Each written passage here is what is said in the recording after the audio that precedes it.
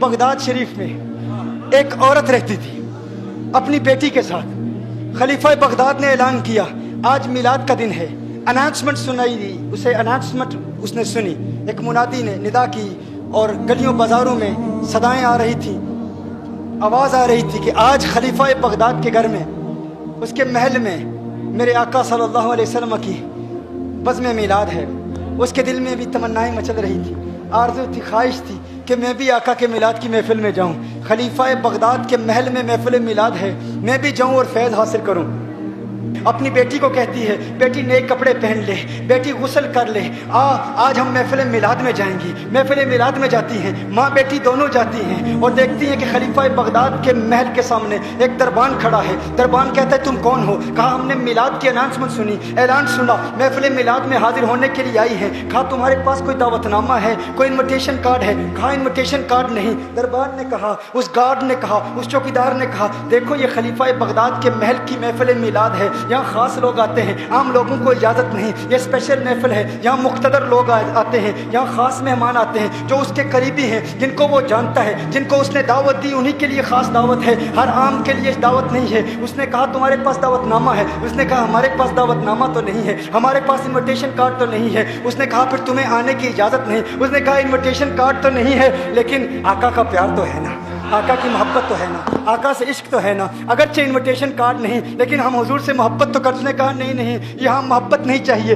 یہاں invitation card چاہیے. Invitation card ہوگا، دعوت نامہ ہوگا تو اندر داخل ہونے کی اجازت ہوگی. جاؤ تم چلی جاؤ. ماں اور بیٹی روتے ہوئے واپس جاتی ہیں. بیٹی کہتی ہے ماں دیکھ ہم غریبوں کو محفل میلاد میں بھی کوئی نہیں جانے دیتا، ہم غریبوں کو میلاد کی محفل میں جانے کی بھی اجازت نہیں ہے. ماں نے کہا ہے بیٹی گھبرانے کی ضرورت نہیں، محفل میلاد کے لیے خلیفہ بغداد کے محل کا احتیاج نہیں، محل کی ضرورت نہیں. ارے آقا فقط محل والوں پر کرم نہیں فرماتے، اگر ہم محفل میلاد کا انعقاد دل کی گہرائیوں سے کریں گی تو آقا ہمارے کچے مکان پر بھی کرم فرما دیں گے. بیٹی گھبرانے کی ضرورت نہیں ہے، میری بیٹی گھبرانے کی ضرورت نہیں، آؤ ہم چلتی ہیں گھر میں، ہم گھر میں محفل میلاد کا انعقاد کریں گی. بیٹی نے کہا نہ کوئی ثنا خوان، نہ کوئی بیان کرنے والا، نہ کوئی خطیب، نہ کوئی مہمان. ماں نے کہا خطیب کی ضرورت نہیں، ثنا خوان کی ضرورت نہیں، مہمانوں کی ضرورت نہیں. بیٹی میلاد کے معجزات جو مجھے ازبر ہیں، جو مجھے یاد ہیں، میں تجھے سناؤں گی، میں نعتیں سناؤں گی، تو نعتیں سننا، جو تجھے یاد ہیں تو سناتی رہنا،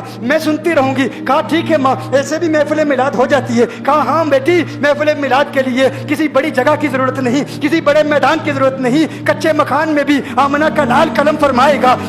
ہم دل سے محافل میلاد کا انعقاد کرتی ہیں. دونوں ماں بیٹی گھر چلی جاتی ہیں. ماں میلاد کے معجزات سناتی ہے، پوری رات یوں بیت جاتی ہے، نعتیں سناتی ہے، پوری رات یوں بیت جاتی ہے. سحری کے وقت ماں نے بیٹی سے کہا بیٹی میں نے تازہ وضو کرنا ہے، باہر جا پانی بھر کے واپس آ. بیٹی کمرے سے باہر جاتی ہے، دروازہ کھولتی ہے، بیٹی کی چیخ نکل جاتی ہے. بیٹی واپس اندر آتی ہے، ڈر کے مارے واپس آتی ہے. ماں نے کہا بیٹی کیا ہوا، کس چیز نے تجھے ڈرایا؟ کہا ماں دیکھو باہر کون آیا ہے، ماں دیکھو باہر کون آیا ہے. کہا کون آیا ہے بیٹی، باہر کون آیا ہے؟ کہا ماں باہر تو. کہا بیٹی ہم غریبوں کو کوئی محفل میلاد میں جانے نہیں دیتا، ہماری کچے مکان میں محفل میلاد میں آئے گا کون آئے گا؟ کہا نہیں ماں باہر آؤ تو صحیح، دیکھو تو صحیح کون ہے. ماں فوراً باہر جاتی ہے، ماں کی چیخ نکل جاتی ہے. ماں کہتی ہے ارے دیکھو کون آیا ہے، ایک سفید ریش بزرگ والے بزرگ، نورانی چہرہ اس گھر کی چوکھٹ کو چوم رہے ہیں، اس گھر کی دہلیز کو چوم رہے ہیں.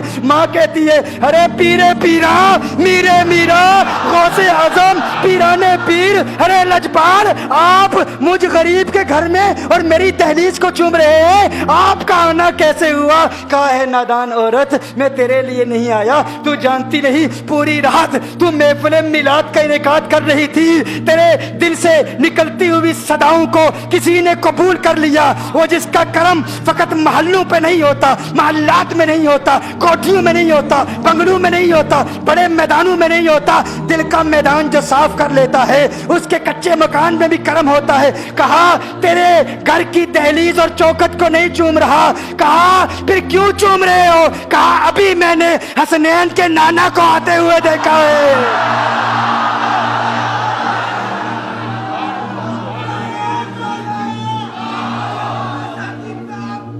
ابھی میں نے مدینے والے آقا کو آتے ہوئے وہ تیری محفل قبول ہو گئی ہے، اللہ کا شکر ادا کر. میری محفل بارگاہ مصطفیٰ میں قبول ہو گئی ہے، میں ان کے قدموں کے نشانوں کو چوم رہا ہوں، اس لیے دہلیز کو چوم رہا ہوں۔ میرے دوستوں، میں نے کہا تھا آغاز میں، غوث پاک سے تعلق قائم کرو،